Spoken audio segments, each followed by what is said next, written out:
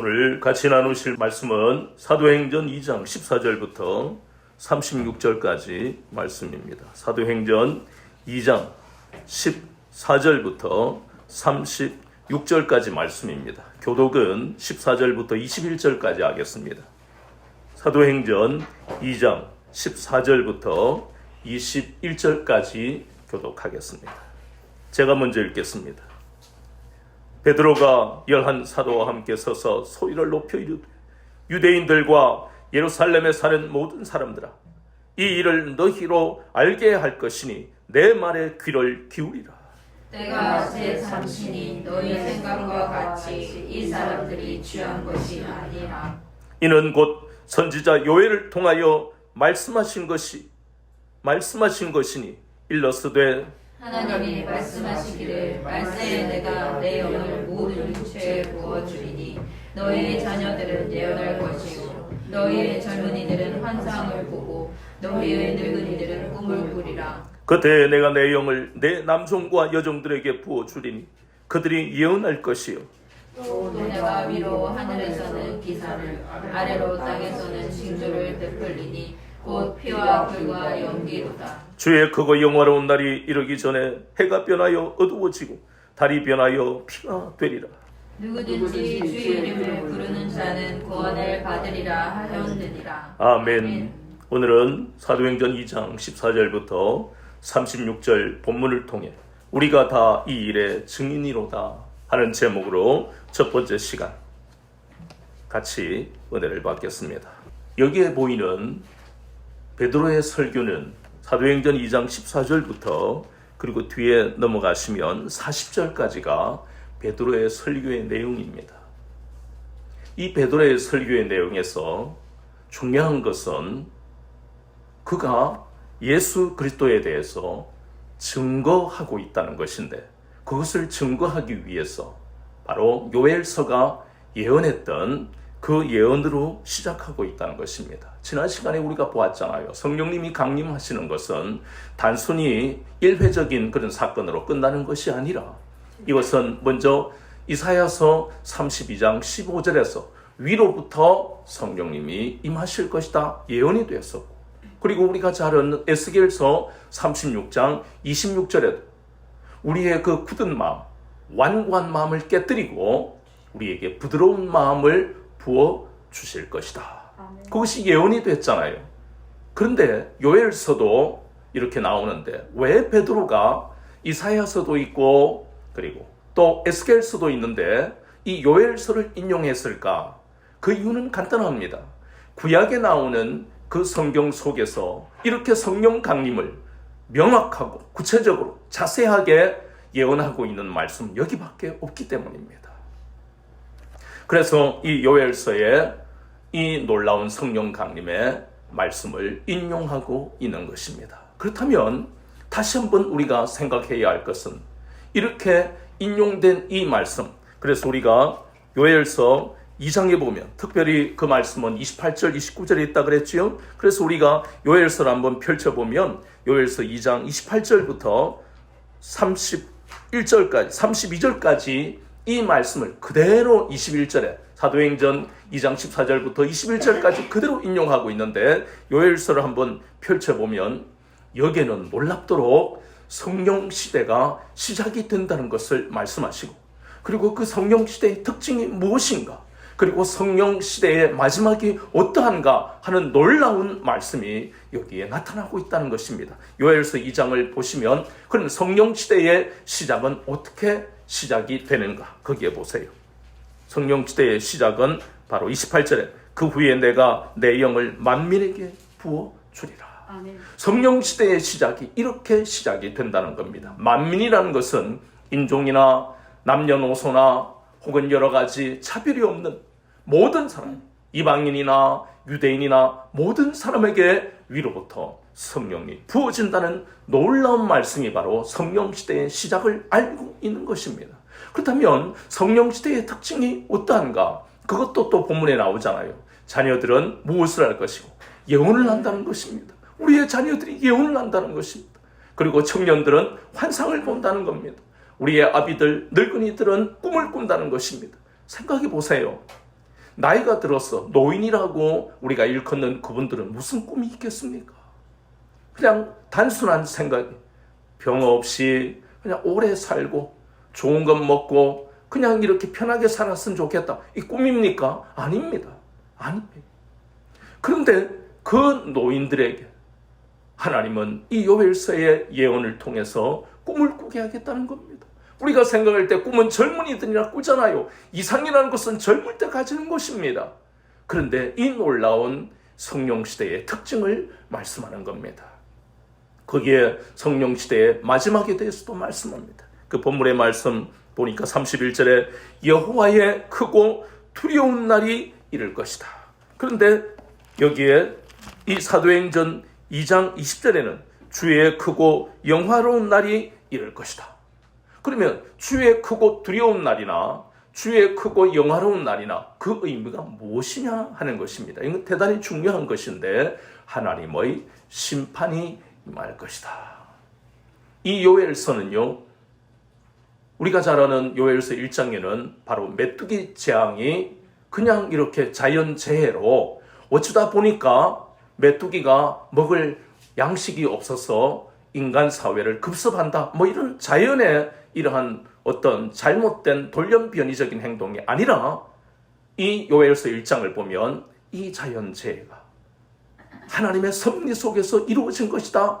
그러면서 요엘 선지자가 이스라엘을 향해 경고하고 있는 말씀이 요엘서 1장에 나옵니다. 이것이 구약에서 끝나는 사건입니까? 아닙니다. 오늘날 얼마나 많은 징조들, 마지막 때의 징조들, 그러한 징조들이 특별히 전쟁, 기근, 질병 이것을 통해서 하나님은 섭리하고 계신 것을 우리에게 알게 하시는 겁니다. 러시아와 우크라이나가 전쟁하는 데서 끝납니까? 그런 전쟁은 사실상 이 21세기에 들어와서 한 번도 일어나지 않았습니다.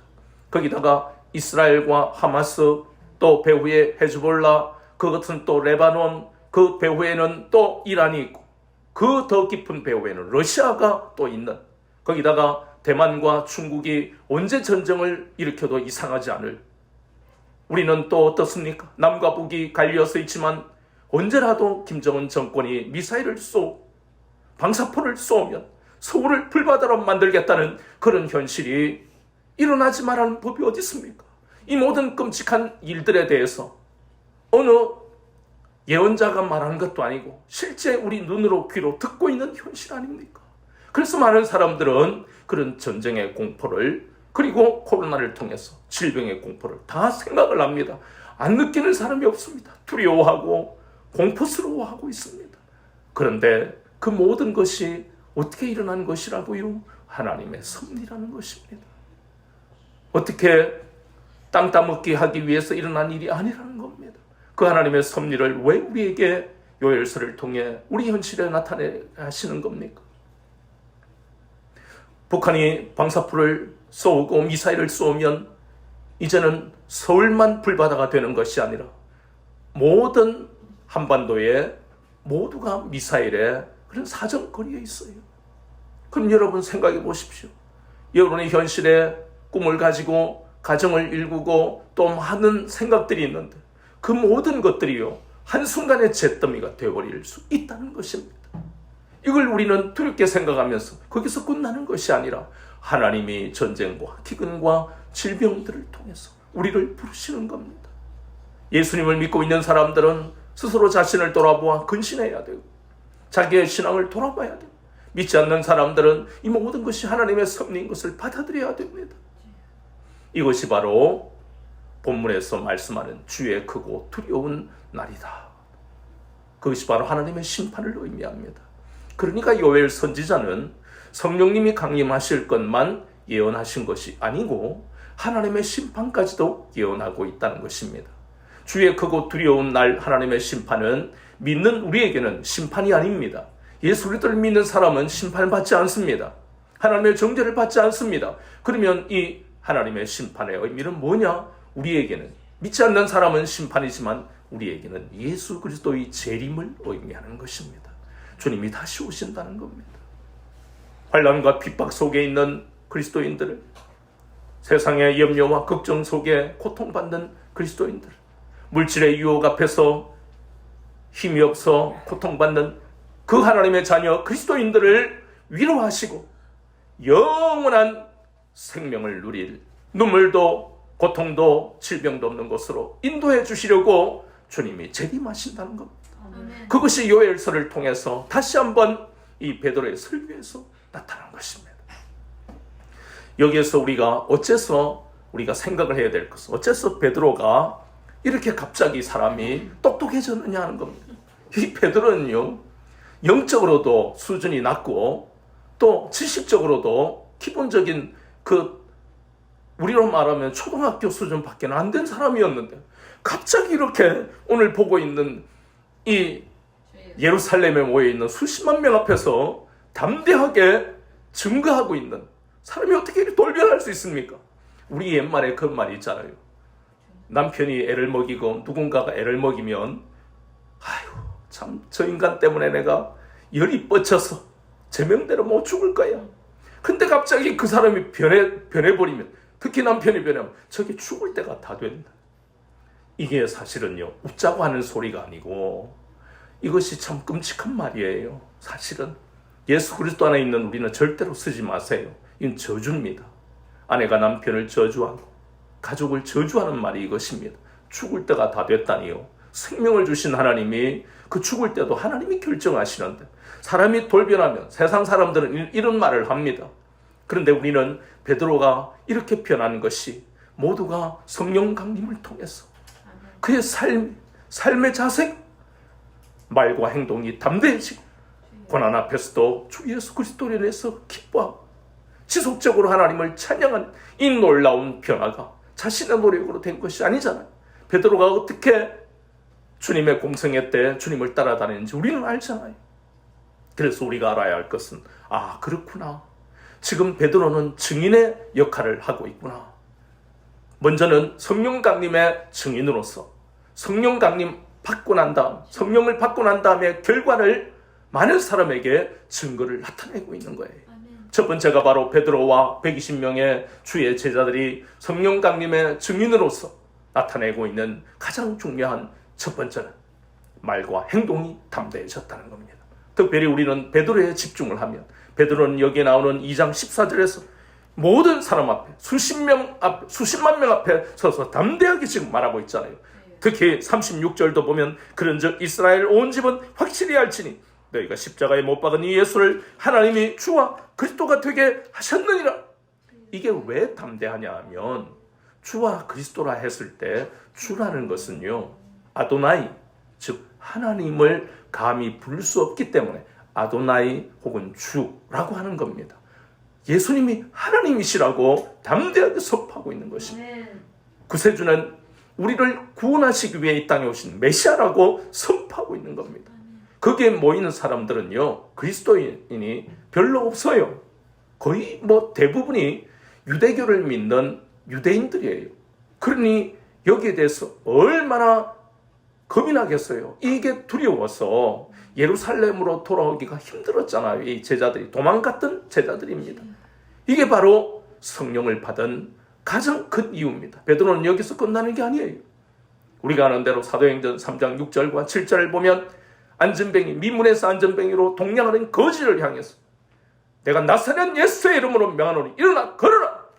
얼마나 예수의 이름으로 복음의 능력으로 선포하니까 그 평생을 앉아서 거지로 살던 그 인생이 일어나서 걷는 걸 보세요.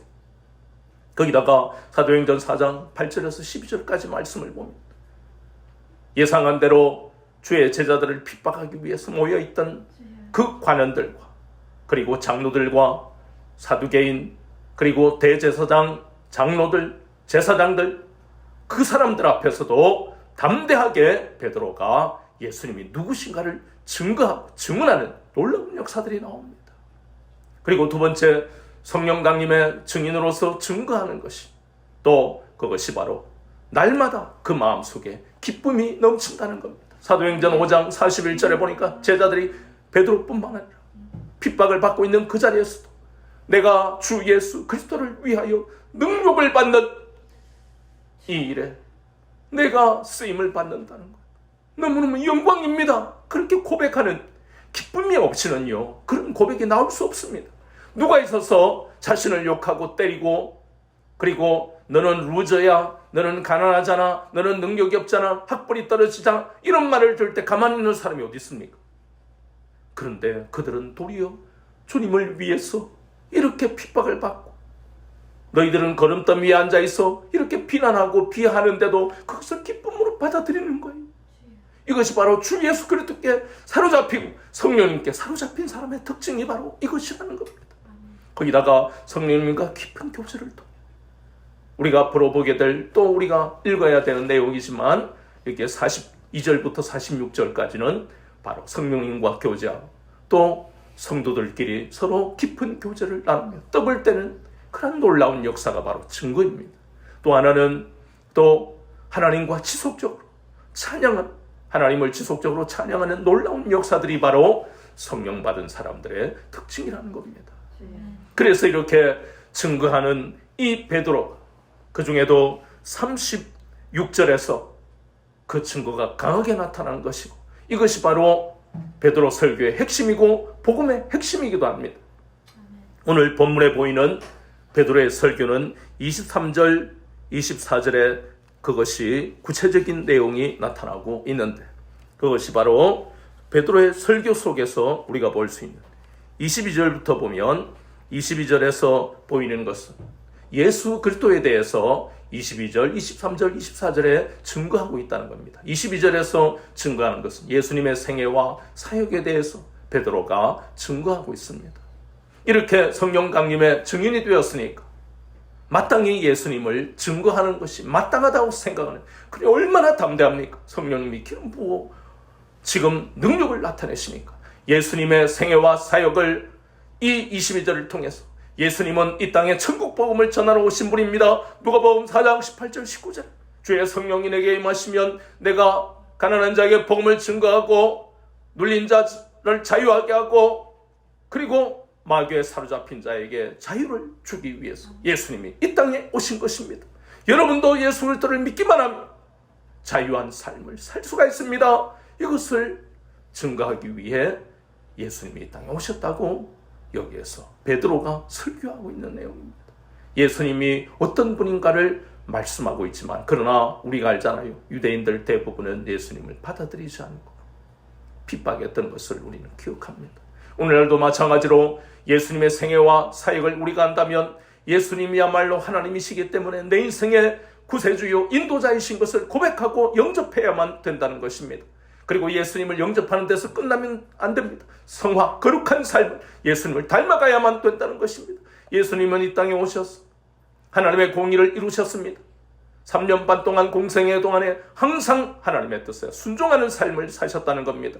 공의를 나타내시기 위해서입니다. 정직하고 신실한 믿음으로 하나님 아버지만 바라보셨습니다. 용서와 사랑을 나타내시고 온유와 겸손을 나타내시고 거룩하게 사신 그 예수님을 우리는 이제 닮아가야 된다는 것입니다. 두 번째로 23절에서 베드로가 설교하는, 예수님을 증거하는 두 번째는 예수님의 죽으심을 설교하고 있는 것입니다.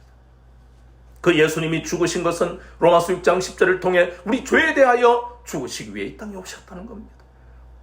그것은 바로 갈라디아서 3장 13절에 그리스도께서 우리를 위하여 저주를 받은 바 되소서, 율법의 저주에서 우리를 속량하셨으니 기록된 바 나무에 달린 자마다 저주 아래 있는 자라 하였습니다. 우리 저주를 끊으시기 위해 우리를 대신하여 하나님의 심판을 받으셨다는 겁니다.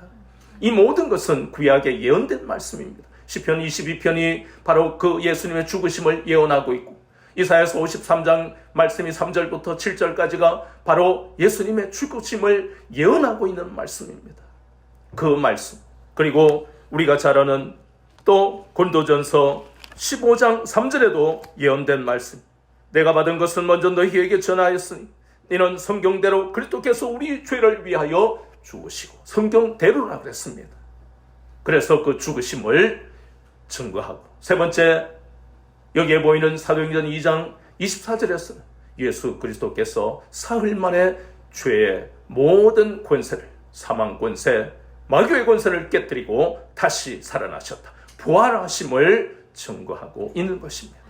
이 부활은 요한복음 11장 25절 26절에서 예수님이 말씀하신 것이에요. 나사로가 다시 죽었다 살아나는 놀라운 역사를 통해 예수님이 부활하실 것을 말씀합니다. 나사로가 살아난 것과 예수 그리스도의 부활은 다른 차원입니다. 나사로는 다시 살아났지만 자기의 생명을 수명이 다하고 죽었지요. 그러나 이 부활의 의미는 다시 살아나면 영원히 산다는 의미입니다. 그래서 예수님이 말씀하신 나는 부활이요 생명이니 나를 믿는 자는 죽어도 살겠고 무릇 살아서 나를 믿는 자는 영원히 죽지 아니할 것이다. 아멘. 이것이 부활의 의미입니다. 고린도전서 15장 20절에 그리스도께서 죽은 자 가운데서 다시 살아 잠자는 자들의 첫 열매가 되셨다고 말씀하고 있습니다. 우리는 예수 그리스도를 믿기 때문에 이 부활 신앙을 가지고 현실을 이길 수가 있는 겁니다. 죽을 것 같은 삶의 이 현실이 날마다 우리를 괴롭힙니다. 얼마나 고통스러운지 모릅니다. 있던 집은 다 재개발 재건축으로 쓸어버리고 없는 사람들은 외곽으로 쫓겨갈 수밖에 없는 이 비참한 현실을 우리가 맞닥뜨려야 되는 것이 우리의 삶의 현실입니다. 그러나 세상 사람은 그걸 이기지 못하기 때문에 고독사 혼자서 쓸쓸하게 죽어가지만 부활신앙을 우리가 가져야 되는 것은 이 땅에서 하나님이 책임지시는 하나님의 현실 너머에서 우리가 살 수 있도록 예배해 놓으신 그것을 믿는 믿음이 우리에게 공급된다는 것입니다. 아멘. 우리는 그런 비참한 삶을 우리가 살게 될 것을 생각하는 자체가 벌써 마귀에 사로잡히는 것입니다. 하나님은 절대로 이 땅에서 비참한 삶을 살게 하지 아니하십니다. 아멘. 눈물 골짜기를 지나갈 같은 현실이 있다 할지라도 많은 셈을 통해서 우리의 삶을 넘치고 남는 인생이 되도록 오묘한 방법으로 우리 인생을 인도하십니다. 아멘. 그것이 바로 부활신앙을 가진 부활 소망을 가진 사람들에게 주시는 축복이라는 것을 잊지 마시기 바랍니다. 이렇게 베드로는 사도행전 2장 22절부터 24절까지의 말씀을 통해 예수님을 담대하게 증거하고 있습니다. 그의 삶이 완전히 변한 것을 많은 사람들이 보는 것이 이 놀라운 역사는 바로 성령 강림을 통해서 베드로의 그리고 120명의 주의 제자들에게 나타난 것입니다. 이 베드로의 삶이 바로 증인의 삶입니다. 사도행전 1장 8절에 너희에게 성령이 임하시면 너희가 권능을 받고 예루살렘과 온 유대와 사마리아와 땅끝까지 이르러 뭐가 되리라고요? 증인이 되리라. 이 증인은 그냥 될 수 있는 게 아닙니다. 이렇게 하나님의 능력이 복음의 능력이 그 사람에게 임할 때에 증인의 삶을 제자의 삶을 살 수 있는 것입니다. 그런데 많은 사람들은 우리 주변에 교회 다니는 사람 많습니다. 그런데 저 사람 교회 다니는 건 알겠는데 어째서 증인이 아니지? 증인의 삶을 살지 않지? 의문을 가질 수가 있습니다. 증인의 삶을 살지 않는다고 갑자기 구원받을 사람이 구원을 뺏기는 것은 아닙니다. 그러나 우리는 알아야 합니다. 증인의 삶은 특별하게 큰 은혜를 받은 사람만 증인의 삶을 사는 것이 아닙니다. 모두가 증인의 삶을 살아야 합니다. 그렇게 살지 못하는 사람, 우리가 법률 용어로 증인하면 증인의 뜻이 뭡니까? 보고 들은 것을 그대로 낱낱이 말을 해야 합니다. 그게 증인입니다. 예를 들어서 재판을 갔는데 판사가 톡 앉아있고 재판을 갔는데 검사가 증인 나오세요. 변호사도 증인 나오세요. 당신이 보고 들은 걸 그대로 이야기하세요. 그거 이야기하면 거기에 피해를 당한 사람들이 증인으로 인해서 다시 자기는 죄인이 아니라는 것, 그리고 그러면서 모든 고통을 상쇄하고 일상으로 돌아갈 수 있잖아요. 증인의 역할이 얼마나 중요한데요. 그래서 판사가 그러잖아요. 증인이 보고 들은 것을 그대로 이야기하세요. 하지 않으면 무슨 죄? 위증죄로 처벌을 받습니다. 그렇게 이야기해도 거짓말하는 사람도 있잖아요. 그래서 세상은 자기가 보고 들은 것을 증거하지 않으면 이렇게 처벌을 받을 수 있는데 하나님이 우리가 보고 들은 것, 여기 보세요. 베드로와 이 주의 제자들 120명이 보고 들은 것, 급하고 강한 바람 소리가 들렸습니다. 그리고 불의 해처럼 갈라지는 것이 각 사람에게 떨어졌습니다. 그거 보았잖아요. 그걸 증거하는 거예요. 그리고 제자들은 특별히 공생애를 통해서 주님이 말씀하신 그 모든 복음이 이제는 그 복음의 깊은 뜻이 깨달아지는 거예요. 예수 그리스도께서 약속하신 성령을 보내시면서 이제 복음이 깨달아지고 주 예수 그리스도와 연합하는 놀라운 역사가 일어나니까 증인의 삶을 살아라고 말씀 안 하셔도 증인의 삶을 살게 되는 겁니다. 그런데 그것을 못 사는 사람들은 왜 그러느냐?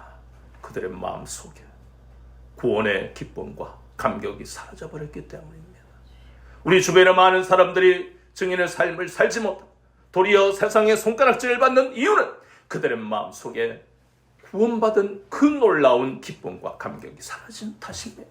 그래서 우리는 날마다 그 사람들을 바라보며 우리 속에 구원의 기쁨과 감격을 확인해야 되는 것입니다. 내가 구원받았다는 것은 내 현재와 장래의 삶을 하나님이 책임지신다는 거예요. 아멘. 그 구원의 기쁨과 감격이 없으면 현실을 보고 두려워할 수밖에 없죠. 벌벌벌벌 떠는 거예요. 내 호주머니에 내 지갑에 돈이 있으면 힘이 나고 없으면 벌벌벌 떨고 내 말이 거칠어지고 내 표정이 굳어지고 그것은 구원의 기쁨과 감격을 잃어버렸기 때문에 그 현실이 이 복음과 그 구원의 놀라운 축복과 바꿀 수 있어요? 이 현실은 아무것도 아니에요.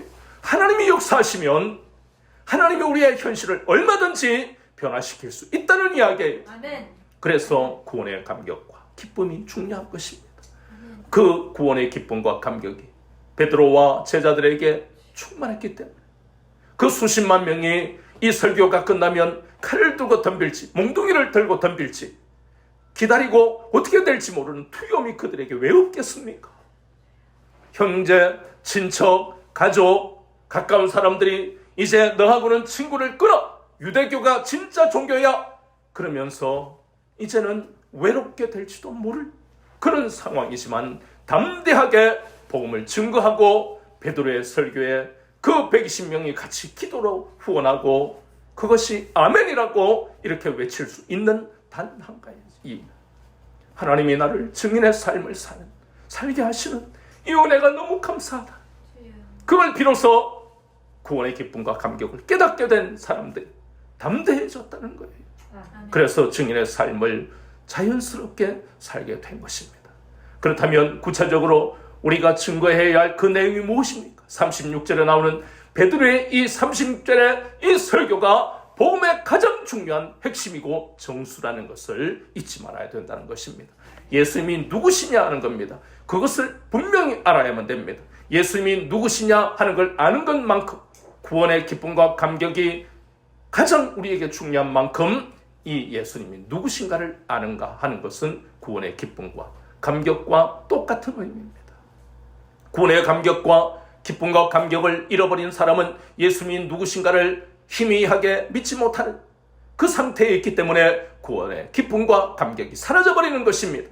그러다가 자신을 돌아보지 않고 회개하지 않으면 그는 예수님을 믿지 않는 불신자가 되어버리는 끔찍한 결과가 온다는 것입니다. 교회를 다닌다고 저절로 믿음이 생기는 것이 아닙니다. 우리에게 중요한 것은 예수님이 누구신가를 날마다 복음을 통해 확인해야만 되는 것입니다. 36절 말씀에 예수님이 누구시라고요? 우리의 주와 그리스도가 되어 주셨다는 겁니다. 아멘. 비로소 제자들은 확실하게 구원의 기쁨이, 구원의 확신이, 그리고 부활의 확신과 천국의 확신이 그들의 마음속에 임했던 것입니다. 아멘. 그렇지 않고서는 이렇게 수십만 명 앞에 이제 조금 있으면 어떤 핍박을 받을지, 실제로 사도행전 5장에 보면 끔찍한 핍박들이 있어요. 그럼에도 불구하고 담대해질 수 있는 것은 그것은 현실을 넘어서서 하나님이 우리의 삶을 책임지실 것이 믿어지는 놀라운 은혜가 이들에게 임했기 때문입니다. 아멘. 예수님이 바로 하나님이십니다. 유대교의 그 사람들이 믿겠어요? 얼마나 짐승 같은 표정으로 저거 설교 끝나고 보자 하고 그 표정들이 얼마나 이렇게 도끼눈을 하고 있었겠습니까? 예수님이 자기들이 못 박은 그 예수님이 하나님이시라고 지금 증거하고 있으니까, 그리고 그분이 바로 메시아이라 증거하고 있으니까 우리도 마찬가지입니다. 이것을 담대하게 나는 예수 믿는 사람입니다. 예수님이 바로 우리 하나님이십니다. 예수님을 믿어야만 다가올 그 하나님의 심판에서 구원을 받게 되는 것입니다. 이걸 담대하게 증거해야만 되는 것입니다. 아멘. 구원의 기쁨과 감격이 우리 속에 있으면 그것이 자연스럽게 고백이 되고 믿지 않는 세상 사람들에게 담대하게 선포가 이루어진다는 것입니다. 아멘. 이 베드로의 설교 속에서 우리의 삶의 방향이 완전히 정해지는 것입니다. 여러분의 수명이 몇 년이나 남아있는지 우리는 모릅니다. 그러나 이 땅에 우리에게 주어진 이 생명의 시한 속에서 베드로처럼 담대하게 예수님이 우리의 주와 그리스도이심을 담대하게 고백하고 선포하며 살아가는 여러분들의 남은 생애가 되시기를 주 예수 그리스도 이름으로 축원합니다.